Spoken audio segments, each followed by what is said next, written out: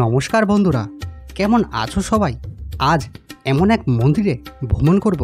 সেই মন্দির ব্রাহ্মণ সমাজের বিশিষ্ট মানুষের বাড়ি ছিল। তিনি আর কেউ নয়, ব্রাহ্মণ সমাজের অন্যতম আচার্য বিজয়কৃষ্ণ গোস্বামী।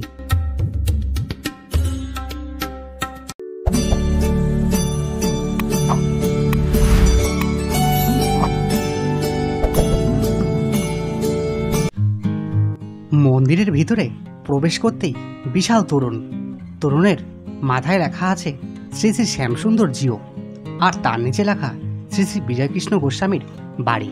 কিন্তু বন্ধুরা, এই মন্দিরের তোরণ অন্য আরেকটি মন্দিরের সাথে বেশ খানিকটা মিল আছে। তবে কোন মন্দিরের সাথে মিল আছে আপনারা আন্দাজ করুন। আমি আস্তে আস্তে মন্দিরে প্রবেশ করি, ভিডিও শেষে জানাবো কোন মন্দিরের সাথে মিল আছে। ব্রিটিশ আমলে ভারতের একজন বিশিষ্ট হিন্দু সমাজ সংস্কারক এবং ধর্মীয় ব্যক্তিত্ব ছিলেন বিজয়কৃষ্ণ গোস্বামী। মহাপ্রভুর সহযোগী অদ্বৈত আচার্যের 10তম বংশধর ছিলেন তিনি ব্রাহ্মণ সমাজের অন্যতম আচার্য এবং ভারতের ইতিহাসে বিজয়কৃষ্ণ গোস্বামী ছিলেন এক উজ্জ্বল নক্ষত্র। শ্রী বিজয়কৃষ্ণ গোস্বামী 1841 সালে 2রা আগস্ট শিকাপুর নদিয়ায় আনন্দকিশোর গোস্বামী এবং স্বর্ণময়ী দেবীর ঘরে জন্মগ্রহণ করেন। সন্তানের আকাঙ্ক্ষায় আনন্দকিশোর গোস্বামী প্রভু শান্তিপুর থেকে জগন্নাথ মন্দিরে পুরীতে যান। সারা পথ ধরে দণ্ডায়মান প্রণাম করেন। এই যাত্রাপথে তার পুরী পৌঁছাতে 1.5 বছর সময় লেগেছিল। যে রাতে তিনি পুরী জগন্নাথ মন্দিরে পৌঁছেছিলেন, মনে করা হয় তিনি জগন্নাথের স্বপ্ন দেখেছিলেন, যিনি তাকে প্রতিশ্রুতি দিয়েছিলেন যে তার পুত্র হিসাবে জন্ম নেবেন।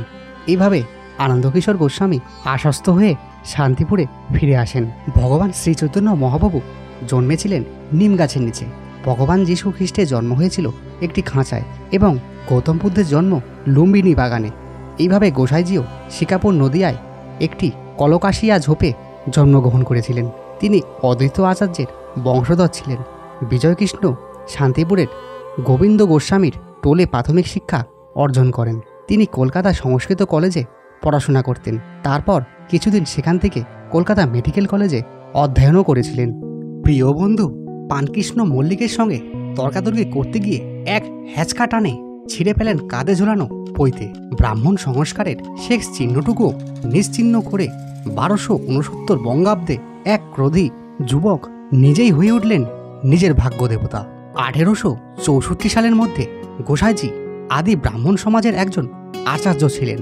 ব্রাহ্ম আন্দোলন ছড়িয়ে পড়তে শুরু করার সাথে সাথে আচার্য দেবেন্দ্রনাথ ঠাকুরের নেতৃত্বে প্রবীণ রক্ষণাশীল আদি ব্রাহ্মণ সমাজের সদস্যদের এবং কেশবচন্দ্রের নেতৃত্বে সমাজের নতুন সদস্যের মধ্যে সংঘর্ষ হয়। ফলস্বরূপ গোসাইজি আদি ব্রাহ্মণের আচার্যর পদ থেকে পদত্যাগ করেন এবং কেশবচন্দ্র সেনের নতুন সমাজে যোগ দেন, যাকে বলা হয় ভারতের ব্রাহ্মণ সমাজের নতুন দিগন্ত। নতুন ব্রাহ্মণ সমাজের সদস্য হিসাবে গোসাইজি নারীদের শিক্ষা এবং বাল্যবিবাহ রোধের দায়িত্বে গ্রহণ করেন। এ সময় তিনি ঈশ্বরচন্দ্র বিদ্যাসাগরের সঙ্গে কাজও করেছিলেন বাল্যবিবাহ নিষেধাজ্ঞা অর্জনের জন্য। 1874 সালে গোসাইজির প্রচেষ্টায় ব্রাহ্মণ সমাজ সংকীর্তন আন্দোলনের উত্থান ঘটে। গোসাইজি এই সময়কালে অসংখ্য ব্রাহ্মণ গান রচনা করেন। এই সময়কাল গোসাইজি সারা ভারতে ব্রহ্ম উপাসনার প্রচার শুরু করেন। তিনি বিহার, উত্তরপ্রদেশ, আসাম এবং পাঞ্জাবের আভ্যন্তরীণ অংশে ব্রহ্মধর্মের উপদেশ দিয়ে যান। ব্রহ্মধর্ম প্রচারের কাজে তিনি ভারতের বিভিন্ন স্থানে ভ্রমণ করেন। ব্রাহ্মণ কেশবচন্দ্র সেনের সঙ্গে তিনি কাজও করেন। 1863 খ্রিস্টাব্দে তিনি ব্রাহ্মণ সমাজের আচার্য হন। তার উদ্যোগে শান্তিপুর, মনমোহন সিং, গয়া প্রভৃতি অঞ্চলে ব্রহ্মমন্দির প্রতিষ্ঠিত হয়। 1874 থেকে 1878 সালের মধ্যে গোসাইজির জীবনে সবচেয়ে কঠিন সময় ছিল একজন ধর্মপ্রচারক হিসাবে। তিনি ভারতের দৈর্ঘ্য এবং প্রস্থের মধ্যে হেঁটেছিলেন, কখনো কখনো শুধুমাত্র জল পান করে এবং নদীর তীরে কাদা খেয়ে নিজেকে টিকিয়ে রেখেছিলেন। বিজয়কৃষ্ণ গোস্বামী গয়াতে সাধুদের সংস্পর্শে এসে বৈষ্ণব ধর্মের প্রতি আকৃষ্ট হন। ফলে তার সঙ্গে ব্রহ্ম সমাজের মতবিরোধ হয় এবং তিনি 1888 খ্রিস্টাব্দে ব্রহ্মধর্ম ত্যাগ করে বৈষ্ণব সাধনায় মগ্ন হন।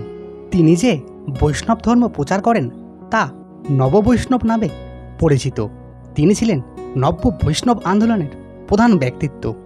গুরুর সন্ধানে গোসাইজি হিন্দু আধ্যাত্মবাদের বিভিন্ন সম্প্রদায় ও বিদ্যালয়ে যোগদান করেন। তিনি বাউল, কাপালিক, কর্তাবজা প্রভৃতি বৈচিত্র্যদের সঙ্গে যুক্ত ছিলেন।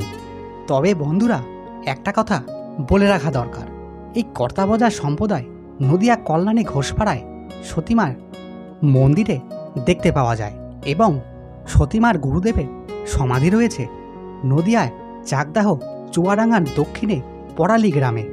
এই নিয়ে একটি ভিডিও করা আছে, ডেসক্রিপশন বক্সে লিঙ্ক দিয়ে রাখবো, আপনারা দেখে নেবেন। 1882 খ্রিস্টাব্দে 27শে অক্টোবর এই সময়কাল দক্ষিণেশ্বরে শ্রী শ্রী রামকৃষ্ণ পরমহংসের সাথে সাক্ষাৎ করেন। গোসাইজিকে দেখে শ্রীরামকৃষ্ণের মন্তব্য ছিল, আত্মা যখন আকাশে উড়ে যায় তখন শরীরকে খাঁচায় রাখবে কেন? ইঙ্গিত ছিল যে গোসাইজি ব্রহ্ম সমাজের একজন পুরোহিতের দায়িত্ব থেকে ইস্তফা দেওয়ার পর একজন সন্ন্যাসীর মুক্ত জীবনযাপন করার সময় এসেছে।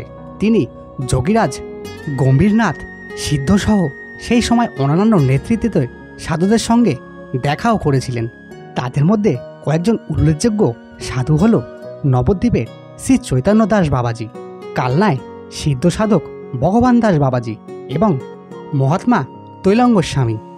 এইভাবে চলতে চলতে জীবনের একটি সময় পৌঁছে যান বিজয়কৃষ্ণ গোস্বামী 4 জুন 1899 খ্রিস্টাব্দে পুরীতে শেষ নিঃশ্বাস ত্যাগ করেন। বন্ধুরা, একটা জিনিস লক্ষ্য করেছো, এই শ্যামসুন্দর জিও মন্দিরের প্রবেশদ্বার অনেকটা কাটোয়া মাধাইতলা আশ্রমের মতো। তো বন্ধুরা, এই মাধাইতলা আশ্রমও এই চ্যানেলের পেয়ে যাবেন। কেমন লাগলো ভিডিওটা? লাইক, কমেন্ট এবং শেয়ার করুন।